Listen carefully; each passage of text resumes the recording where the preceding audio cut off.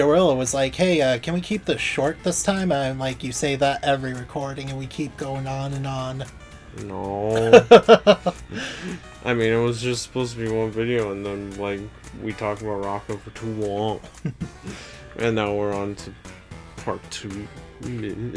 Yeah, so Invader Zim, enter the Florpus.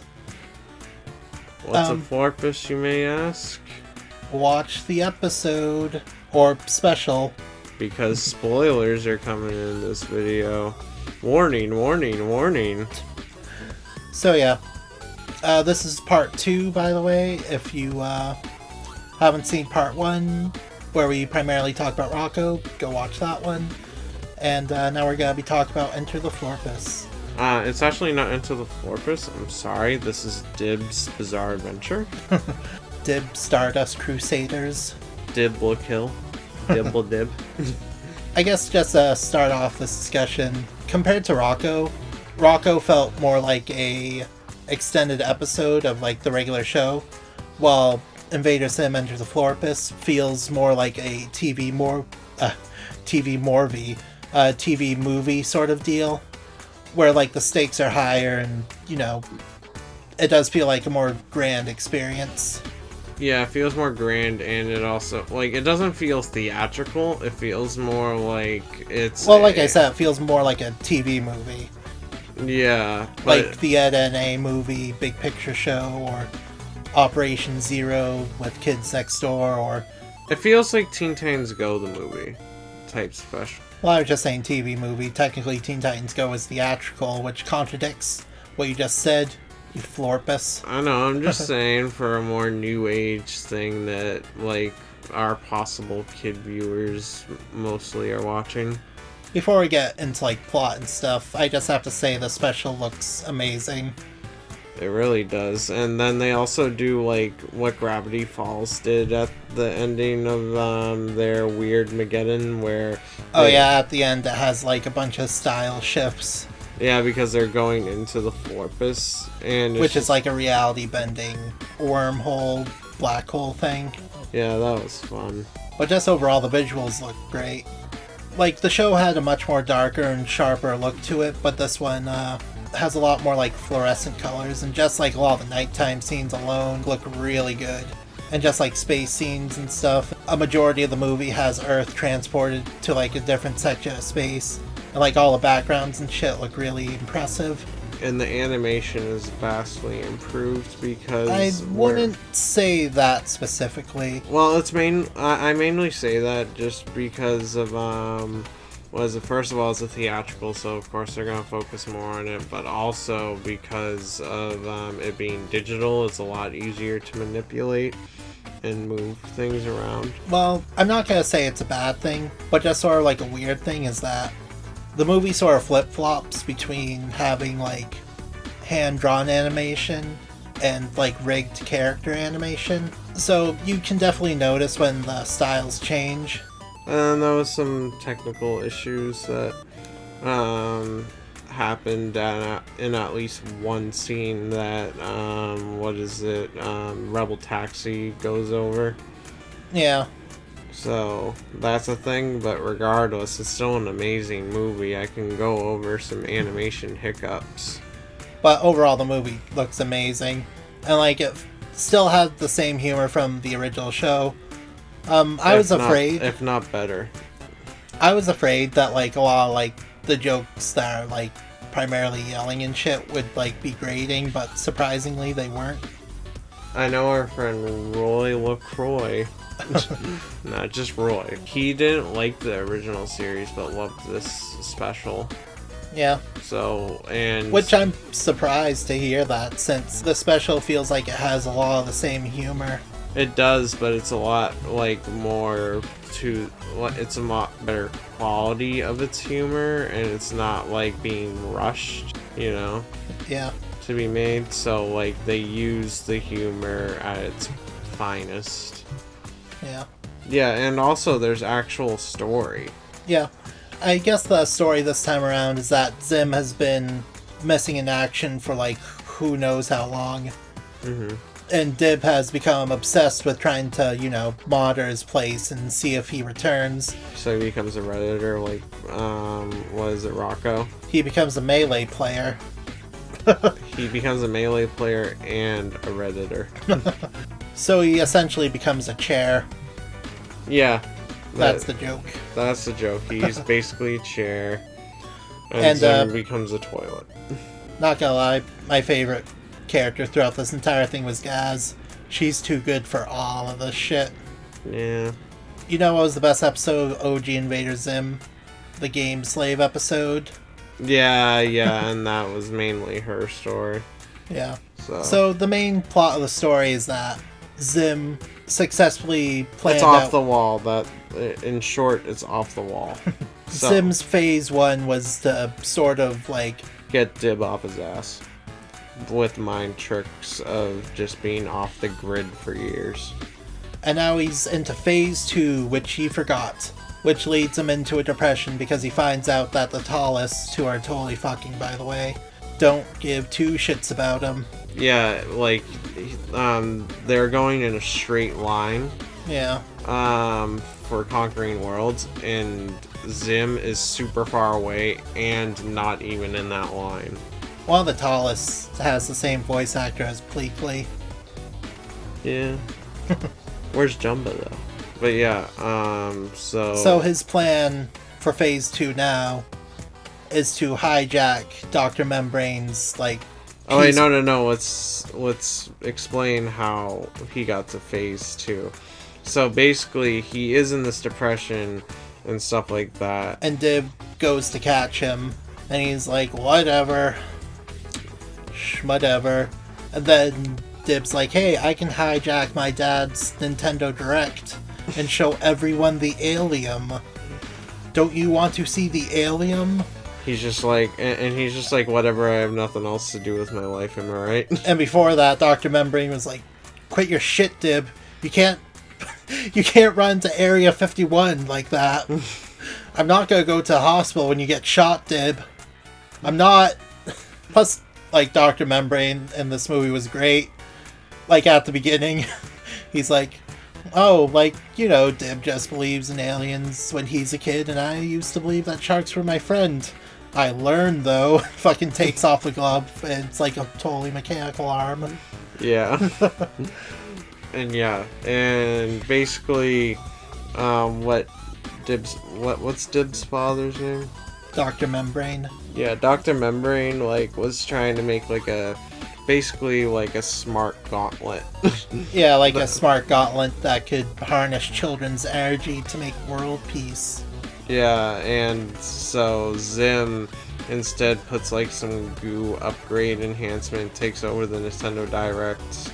And he uses the energy from the gauntlets to teleport Earth into the path of the Urkin Armada. Mainly because all the kids in the world held hands around the world in one straight line that made a circle if you look at the Earth. And then, as such, they used the moose, which was apparently some power thing for the portal. Somehow, like, it's been alluded to all these seasons now. I feel like there were, like, a few references that flew over my head because I wasn't, like, too big into the series. Yeah. I watched, like, quite a few reruns, and I think the moose was in the series beforehand. I just don't really know. It was, but... They did do a reference to the episode Tack, the New Girl, where they use her ship to break Dr. Membrane out. Like, ironically, I legally watched the episode Tack because it was in my not YouTube recommendations. I just watched that episode for shits and giggles. Invader Zim was one of the last TV shows that I actually watched on DirecTV before I just went completely streaming. Because, like, they were doing marathons of it for some reason on Nicktoons. Yeah. But yeah. Nicktoons, where cartoons go to fucking die. Yeah, basically, if you're on Nicktoons, you're bound to die. But yeah, as R.I.P. R.I.P. Kappa Mikey in my life as a teenage robot. Yeah, that took like, what, half a decade to die? Yeah. Well, that's a story for another day. Yeah, either way, they teleport super close to the tallest. Yep. And the teleportation causes a Florpus to open. Mm-hmm. So pretty much the plan. A Florpus is basically a black hole. Yeah. A lot of the movies more like Dib and his family story, more so than Zim. But that's sort of how like a lot of episodes played out. Mm-hmm.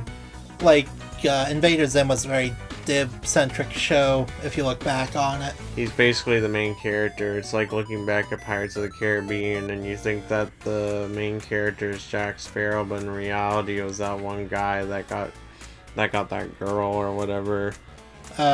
Orlando Bloomin' Onion. We're going to starve to death. Not if I have anything to say about it. Who the hell are you? I'm world-renowned actor Orlando Bloom, but you may call me Orlando Bloomin' Onion. Yeah, exactly. I remember a friend was and then Sora was there and it was crazy. Wow. And then you had to collect a lot of crabs. And then you got crabs in your special area. So, I guess back to the film. Yeah, it's more of a membrane family sort of ordeal. Mm-hmm. Zim wasn't, like, especially in the second half, Zim wasn't really that much in the story itself.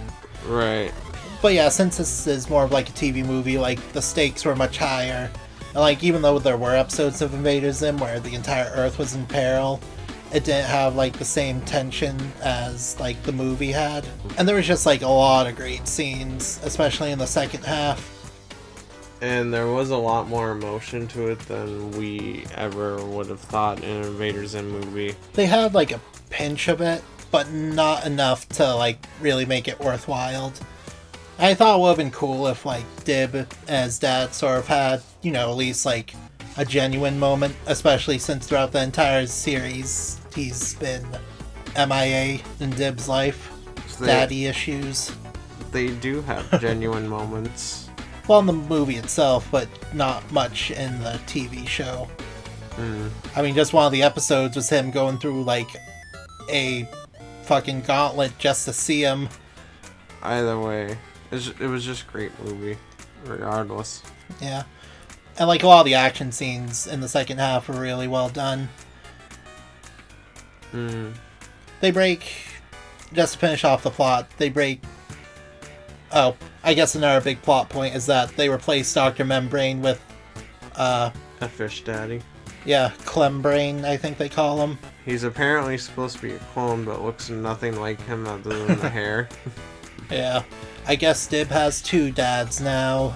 Oh, I remember what I was gonna say. So, what is it?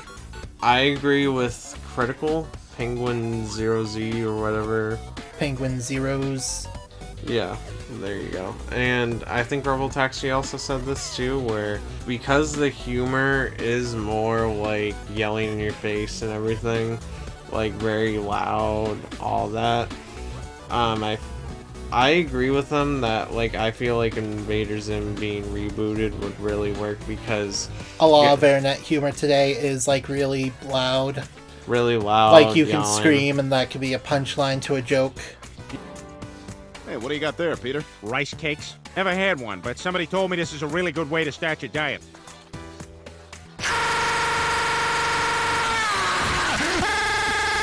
Yeah, and... Or just like a loud noise. And looking back at Invader Zim, they really buffered out the episodes with just loud humor that wasn't really needed, but it can make even an adult laugh when used right. It's sort of ironic because, like, Invader Zim was the one that sort of pioneered internet humor today.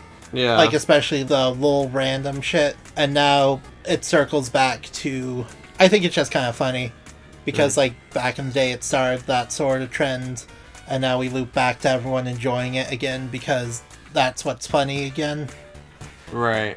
I say they should just reboot Rocco and Invader Zim at the least. Yeah. So yeah, just to finish up the plot. They break the dad out, they save the day, there's a really nice scene at the end that Joey was talking about earlier where, like, reality is collapsing within itself and, like, there's a style change every few seconds. When watching that scene, I just felt like pausing it throughout the entire thing just so I can catch, like, every single, like... frame. Yeah, detail, because that scene is really good. Just put it in, like, an animation software or just, like, view it in a quick time and just go frame by frame. The day is saved, Dib has 2 dads, and Zim just fucking around.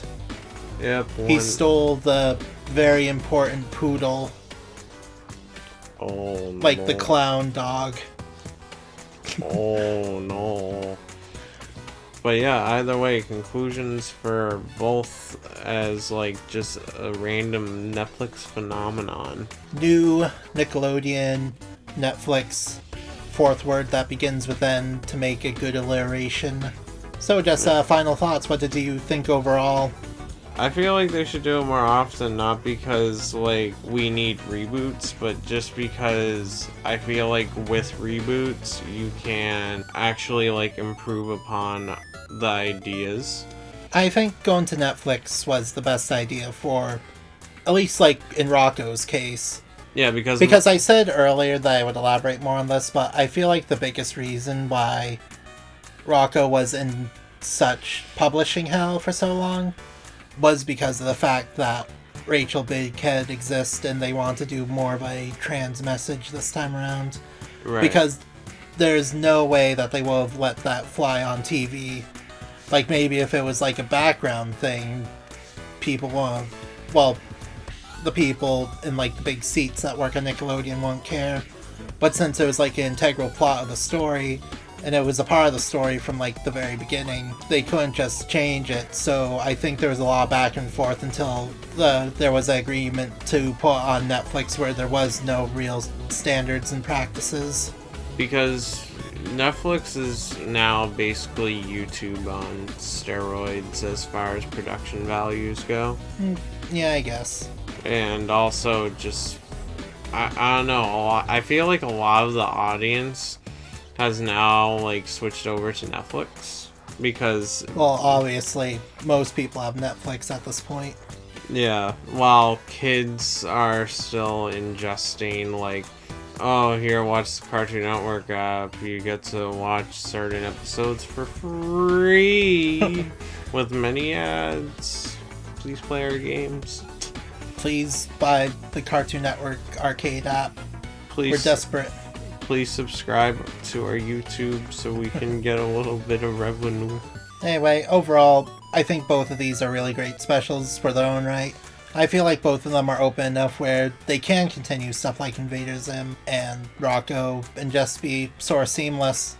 These specials were a good way to reintroduce people to the series, and I'd be happy to see Rocco and Invader Zim return. Exactly. Same here. Like, I don't know, I just like modern representations so I can experience it as if I was a 90s kid. Yeah. But you weren't a 90s kid. You were a 2000s kid, just like me. I was born in 1996. So yeah, those are our final thoughts. Don't forget to like, comment, subscribe, tell us our opinions are terrible, or tell us that our opinions are godlike. All you guys out there, have a good night, or a good morning, or whatever. Yeah. Everyone have a great night, because it's only night. Cool.